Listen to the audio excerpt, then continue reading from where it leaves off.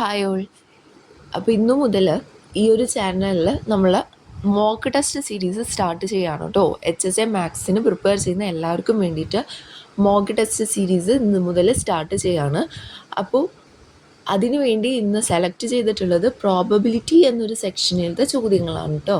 അപ്പോൾ പ്രോബബിലിറ്റിയിലെ ചോദ്യങ്ങളാണ് ഉൾപ്പെടുത്തിയിട്ടുള്ളത്. അപ്പോൾ നിങ്ങൾ എന്ത് ചെയ്യണം? തന്നിട്ടുള്ള ചോദ്യങ്ങൾ ഒരു 10 ചോദ്യങ്ങളാണ് ഞാൻ ഈ ഒരു വീഡിയോയിൽ ഉൾപ്പെടുത്തിയിട്ടുള്ളത്. അപ്പോൾ ഈ 10 ചോദ്യങ്ങൾക്ക് വീഡിയോ പോസ്റ്റ് ചെയ്തിട്ട് ഓരോ ചോദ്യങ്ങൾക്ക് ആൻസർ നിങ്ങളൊന്ന് കണ്ടുപിടിച്ച് നോക്കുക. ടൈമൊക്കെ നിങ്ങൾ തന്നെ ഒന്ന് ഫിക്സ് ചെയ്ത് വെക്കുക കേട്ടോ. എന്നിട്ട് ആ ഒരു കൃത്യസമയത്തിൻ്റെ ഉള്ളിൽ ആൻസേഴ്സൊക്കെ കിട്ടുന്നുണ്ടോ, ചെയ്തതൊക്കെ കറക്റ്റാണോ, ചെയ്യാൻ കിട്ടുന്നുണ്ടോ എന്നൊക്കെ ഒന്ന് ചെക്ക് ചെയ്ത് നോക്കുക കേട്ടോ. അപ്പോൾ 10 ചോദ്യങ്ങൾ ഉൾപ്പെടുത്തിയിട്ടുണ്ട്.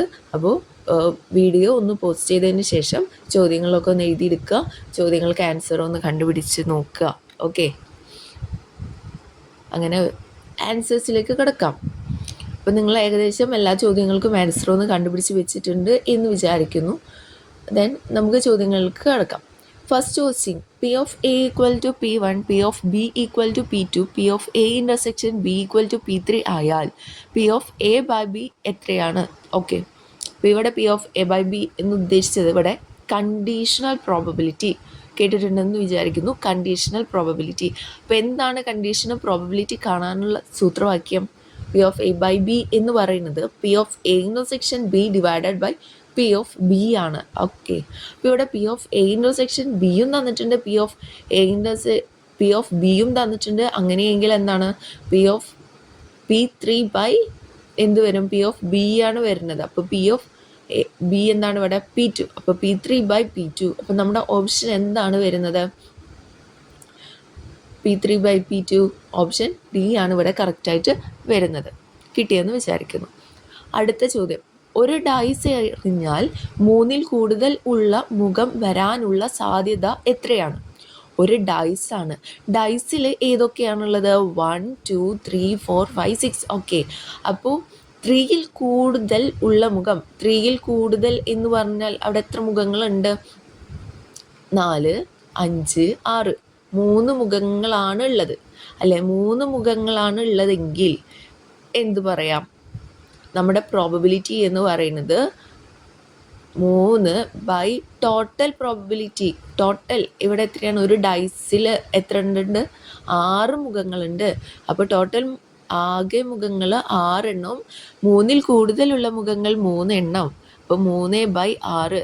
3 by 6 എന്ന് പറയുന്നത് എത്രയാണ്? 1 by 2. അപ്പോൾ നമ്മുടെ ഇവിടെ ഓപ്ഷൻ എ ആണ് ഇവിടെ കറക്റ്റായിട്ട് വരുന്നത്. ഒരു സാമ്പിൾ സ്പേസിലെ 2 സ്വതന്ത്ര സംഭവ്യതകളാണ് എയും ബിയും എങ്കിൽ P of A intersection B. സ്വതന്ത്ര സംഭവ്യത എന്ന് വെച്ചാൽ എന്താണ്? Independent events. ഓക്കെ, ഇപ്പോൾ P of A intersection B എന്തായിരിക്കും? രണ്ടും സ്വതന്ത്രമായിട്ടാണ് കിടക്കുന്നത്. അപ്പോൾ P of A intersection B എന്ന് പറയുന്നത് കാണാനുള്ള equation P of A into P of B. ഇതൊരു റിസൾട്ടാണ്, ഇത് പഠിച്ചു വെക്കുക. അങ്ങനെ വെച്ച് നോക്കുകയാണെങ്കിൽ നമ്മുടെ ഓപ്ഷൻ സി ആണ് ഇവിടെ കറക്റ്റായിട്ട് വരുന്നത്. അടുത്ത ചോദ്യം, ഒരു സാമ്പിൾ സ്പേസിലെ 2 പൂരക സംഭവ്യതകളാണ് എയും എ കോംപ്ലിമെൻറ്റും എ ഡാഷും എങ്കിൽ ഏതാണ് ശരി? ഓക്കെ, ഇതിനും ഒരു ഗിവൺ റിസൾട്ട് ഉണ്ട്, അതൊന്നും പഠിച്ചു വെക്കുക. P of A plus P of A dash equal to 1. Okay, കിട്ടിയെന്ന് വിചാരിക്കുന്നു. ഓപ്ഷൻ ഡി ആണ് ഇവിടെ കറക്റ്റായിട്ട് വരുന്നത്. അടുത്ത ചോദ്യം, 2 ഡൈസുകൾ ഒരുമിച്ചെറിഞ്ഞാൽ ഒന്നാമത്തേതിൽ ഇരട്ട സംഖ്യ വരാനുള്ള സാധ്യത എത്രയാണ്? അപ്പോൾ ഇവിടെ 2 ഡൈസുകളുണ്ട്, 2 കാര്യങ്ങളാണുള്ളത് അല്ലേ? അപ്പോൾ ഒരു ഡൈയിൽ ഒന്നാമത്തേതിൽ ഒരു ഡൈയിൽ മാത്രമേ ഇരട്ട സംഖ്യ കിട്ടാനുള്ള ചാൻസ് അവർ ചോദിച്ചിട്ടുള്ളൂ. അപ്പോൾ ഒന്നാമത്തേതിൽ മാത്രം ഇരട്ട സംഖ്യ കിട്ടുവാൻ അപ്പോൾ ഏതാ വരാ? 3 by 6 അല്ലേ? ഇപ്പോൾ മൊത്തം 6 സൈഡുകളുണ്ട്. അപ്പോൾ 1, 2, 3, 4, 5, 6 അല്ലേ? 6 സൈഡുകളുണ്ട്. അപ്പോൾ ടോട്ടലായിട്ട് 6 വരും. പിന്നെ അതിൽ ഈവൻ നമ്പേഴ്സ് എന്ന് പറയുന്നത് 2, 4, 6 ആണല്ലോ. അങ്ങനെയാണ് ഇവിടെ 3 by 6 വന്നിട്ടുള്ളത്. അപ്പോൾ അത് നമുക്ക് 1 by 2 എന്ന് കിട്ടി. ഇവിടെ സെക്കൻഡ് ഡൈയിൽ ഔട്ട്കം അത് ഫസ്റ്റ് ലൈനെ ബാധിക്കുന്നുണ്ടോ? ഇല്ല, ഒന്നുമേ കിട്ടുന്നത് മാത്രം ഇവിടെ എടുക്കണ്ടു. അങ്ങനെ വെച്ച് നോക്കുകയാണെന്ന് വെച്ചാൽ ഇവിടെ ഏതാണ് ആൻസർ വരുന്നത്? ഓപ്ഷൻ സി ആണ്, 1 by 2. ഓക്കെ, നെക്സ്റ്റ് ക്വസ്റ്റ്യൻ, ഒരു ബാഗിൽ 5 കറുത്ത ബോളുകളും 11 വെളുത്ത ബോളുകളും ഉണ്ട്. ക്രമമില്ലാത്ത തിരഞ്ഞെടുപ്പ് നടത്തിയാൽ ഒരു കറുത്ത ബോൾ കിട്ടാനുള്ള സാധ്യത എത്രയാണ് അല്ലേ? അപ്പോൾ ഇവിടെ ഒരു ബാഗ് ഉണ്ട്, അതിൽ 5 ബ്ലാക്ക് ബോൾസ് ഉണ്ട്, 11 വൈറ്റ് ബോൾസ് ഉണ്ട്. ഓക്കെ, അപ്പോൾ ഇവിടെ ടോട്ടലായിട്ട് നമുക്ക് എത്ര വരും? ടോട്ടൽ 11 + 5 16 എന്ന് വരും. അപ്പോൾ ടോട്ടൽ 80. അപ്പോൾ ഒരു ബ്ലാക്ക് ബോൾ, ആ 16 എണ്ണത്തിൽ നമുക്ക് എന്താ എടുക്കണ്ടു? ഒരു ബ്ലാക്ക് ബോളേ എടുക്കണ്ടു. അപ്പോൾ എന്താ വരുള്ളൂ? 5/16. അപ്പോൾ ഇവിടെ ഓപ്ഷൻ ഡി ആണ് കറക്റ്റ്. സിമ്പിളായിട്ടുള്ള ചോദ്യങ്ങളാണല്ലേ, വേഗം ചെയ്ത് പോകാം. ഒരു സംഘത്തിൽ N ആൾക്കാരുണ്ട്. അവരിൽ നിന്നും K ആൾക്കാർ ഉൾപ്പെട്ട ഒരു റാൻഡം സാമ്പിൾ റീപ്ലേസ്മെൻറ്റോട് കൂടി തിരഞ്ഞെടുത്താൽ ഒരാളും ഒന്നിലധികം തവണ സാമ്പിളിൽ ഉൾപ്പെടാതിരിക്കാനുള്ള പ്രോബബിലിറ്റി എന്ത് എന്നതാണ് ചോദ്യം. അപ്പോൾ ഇവിടെ സംഘത്തിൽ N ആൾക്കാരുണ്ട്. അപ്പോൾ ഈ N ആൾക്കാരിൽ നിന്ന് റീപ്ലേസ്മെൻറ്റോട് കൂടിയാണ് തിരഞ്ഞെടുക്കുന്നത്. അപ്പോൾ ഫസ്റ്റ് ആൾ ആര് വേണമെങ്കിലും ആവാം. അപ്പോൾ N ആൾക്കാർ വേണമെങ്കിലും എന്നിൽ ഏത് ആൾക്കാർ വേണമെങ്കിലും ഫസ്റ്റത്തെ വരാം. പിന്നെ അയാളെ വീണ്ടും അതിലേക്ക് തന്നെ എടുത്തു, വീണ്ടും തിരഞ്ഞെടുക്കുമ്പോൾ വീണ്ടും N പോസിബിലിറ്റീസ് അവിടെ വരുന്നുണ്ട്. ഓക്കെ, അങ്ങനെ ടോട്ടൽ K ആൾക്കാരാണ് അവിടെ ഉള്ളത്. അപ്പോൾ total K possibilities, K times N അവിടെ പോസിബിലിറ്റീസ് വരുന്നുണ്ട് അല്ലേ, K പവർ കേട്ടോ. അപ്പോൾ total number of possible outcomes എന്ന് പറയുന്നത് N × എക്സെട്രാ × N, അതായത് N⁻K അവിടെ വന്നു.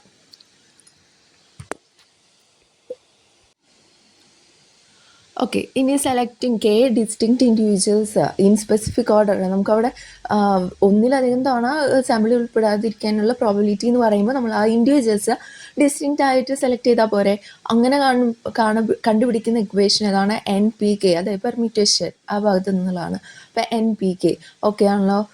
അങ്ങനെയെങ്കിൽ അവിടുത്തെ പ്രോബിലിറ്റി എന്ത് വരും? NPK/N⁻K. കിട്ടിയല്ലോ. അടുത്ത ചോദ്യം നോക്കാം. ഒരു ജോഡി അൺബയസ്ഡ് ഡൈസ് ആവർത്തിച്ച് ക്ലോസ് ചെയ്യുന്നു.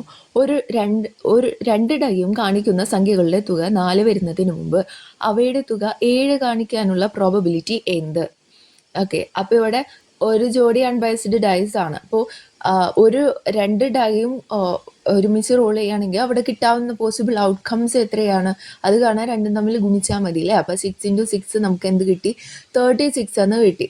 പോസിബിൾ ഔട്ട്കംസ് കിട്ടി. ഇനി നമുക്ക് സമ്മ് 7 ആവാനുള്ള ഔട്ട്കംസ് സമ്മ് 7 ആകാനുള്ള പോസിബിലിറ്റീസ് ചെക്ക് ചെയ്ത് നോക്കാം.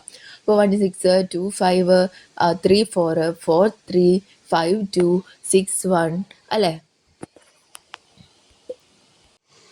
അപ്പോൾ P ഓഫ് A എന്ന് പറയുന്നത് നമുക്കിവിടെ 6/36 ദാറ്റ്സ് ഈക്വൽ ടു 1/6 എന്ന് വന്നു. അതുപോലെ സമ്മ് 4 ആകാനുള്ള പോസിബിലിറ്റീസോ, അത് 1 3 കൂട്ടിയാൽ 4 കിട്ടും, 2 2 കൂട്ടിയാൽ 4 കിട്ടും, 3 1 കൂട്ടിയാൽ 4 കിട്ടും. അപ്പോൾ അവിടെ വരുന്നത് 3/36 അല്ലേ, 3/36. ദാറ്റ്സ് അതിന് വേണ്ടി സെറ്റാക്കി എഴുതുമ്പോൾ 1/12 എന്ന് നമുക്ക് അവിടെ കിട്ടും.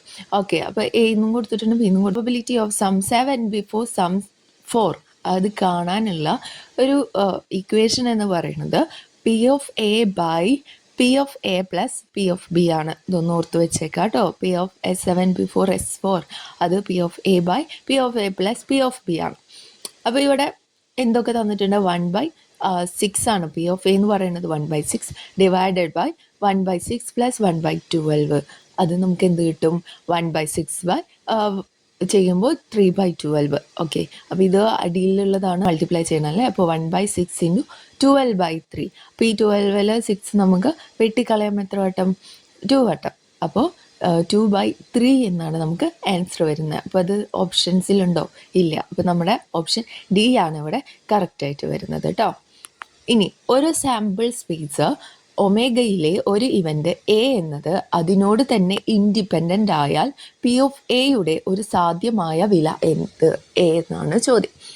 അപ്പോൾ ഇവിടെ ഇൻഡിപെൻഡൻ്റ് ആണ്. അങ്ങനെയെങ്കിൽ നമ്മൾ പഠിച്ചിട്ടുണ്ടായിരുന്നു P of A intersection B എന്ന് പറയുന്നത് P of A × P of B ആണ്. അങ്ങനെ വെച്ച് നോക്കുമ്പോൾ ഇവിടെ P of A intersection A എന്തായിട്ട് വരും? P of A × P of B എന്ന് വരും. ഓക്കെ, ഇനി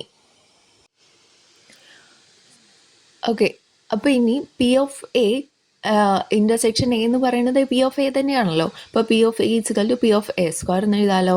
അപ്പോൾ P of A minus P of A square equal to 0 എന്ന് നമുക്ക് എഴുതാം. അപ്പോൾ അതിൽ നിന്ന് പി ഓഫ് എ പുറത്തേക്ക് എടുത്ത് P of A into 1 minus P of A equal to 0 എന്ന് വന്നു. ഇതിൽ നിന്ന് നമുക്ക് എന്ത് പറയാം? ഒന്നെങ്കിൽ P of A equal to 0 വരും, അല്ലെങ്കിൽ P of A equal to 1 വരും. അപ്പോൾ ഇതിൽ 0യോ 1ഓ നമ്മുടെ ഓപ്ഷൻസിലുണ്ടോ? ഉണ്ട് അല്ലേ. 1 ഓപ്ഷനിലുണ്ട്. അപ്പോൾ ഓപ്ഷൻ എ ആണ് ഇവിടെ കറക്റ്റ് ആൻസർ കേട്ടോ. ഉണ്ട് എ ബി എന്നിവ എസിൻ്റെ സബ്സെറ്റുകളാണ് എങ്കിൽ A union B equal to S ആകാനുള്ള പ്രോബബിലിറ്റി എന്ത് എന്നതാണ് ചോദ്യം. അവസാന ചോദ്യമാണ്. അപ്പോൾ ഇവിടെ നമ്മൾ പ്രോബബിലിറ്റി കാണുമ്പോൾ എന്തായാലും നമ്മൾക്ക് ടോട്ടൽ ഔട്ട്കംസ് എത്രയാണ് എന്നും കൂടി ഒന്ന് അറിഞ്ഞിരിക്കണം അല്ലേ. Total number of ways choose subsets A and B എന്ന് പറയുമ്പോൾ എന്ത് വരും? അവിടെ നാല് ടൈപ്സിലാണ് വരിക. ഒന്നുകിൽ നമ്മൾ എലമെൻസ് ഒക്കെ എയിൽ നിന്ന് മാത്രം ചൂസ് ചെയ്യാം, അല്ലെങ്കിൽ എലമെൻറ്റ്സ് ബിയിൽ നിന്ന് ചൂസ് ചെയ്യാം, അല്ലെങ്കിൽ എലമെൻറ്റ്സ് എയിൽ നിന്നും ബിയിൽ നിന്നും എടുക്കാം അല്ലേ, അല്ലെങ്കിൽ എയിൽ നിന്നോ ബിയിൽ നിന്നോ അല്ല. ഒന്നും എയിൽ നിന്ന്, അല്ലെങ്കിൽ ബിയിൽ നിന്ന്, അല്ലെങ്കിൽ എയോ ബിയോ അല്ല. അപ്പോൾ അവിടെ 4 തരത്തിൽ വരുന്നുണ്ട്. പിന്നെ ഇവിടെ എത്ര വസ്തുക്കളുണ്ട്? n വസ്തുക്കളാണുള്ളത്. അപ്പോൾ ഇവിടെ വരാവുന്ന പോസിബിലിറ്റി n എലമെൻസിന് അവിടെ 4n possible pair of subsets വരും അല്ലേ. 4n പെയർ ഓഫ് സബ്സെറ്റ്സ് അവിടെ വരും.